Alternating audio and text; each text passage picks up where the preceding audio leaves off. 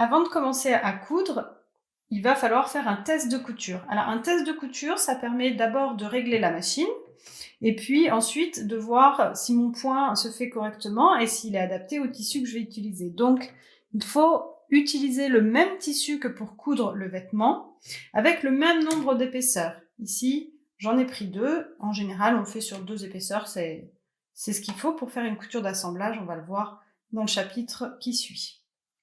Alors, pour commencer, je vais vérifier les réglages de ma machine. Normalement, il me faut 4 points au centimètre.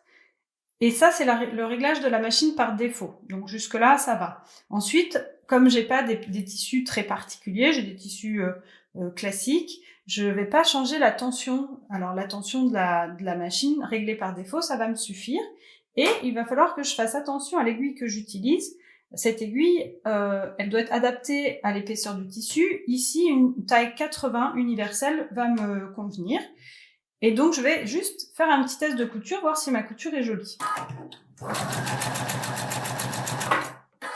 Alors, je fais une couture sur quelques centimètres, ça me suffit, et je regarde si mon point est bien formé. Le point de couture se fait donc avec un fil dessus et un fil dessous, qui sont noués, la machine les noue au milieu, donc à chaque point, ils sont noués. Si mon fil ici est joli, enfin si ma couture semble correcte, à la fois sur le dessus et à la fois sur le dessous, je peux commencer à coudre. Seulement s'il y a un problème, par exemple, le fil est trop lâche, le fil est trop tendu, on voit des petits points qui sautent, ou alors il peut y avoir aussi un fil du dessus ou du dessous qui ressort. Alors dans ce cas-là, il va falloir trouver d'où vient l'erreur. Et la première chose à vérifier, c'est souvent si la canette a bien été installée. Souvent, c'est un problème de tension de canette.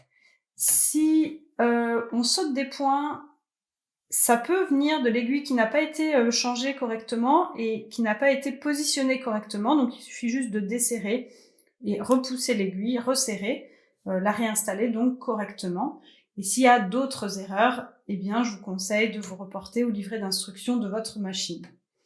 Donc, une fois le test effectué, on peut commencer à coudre.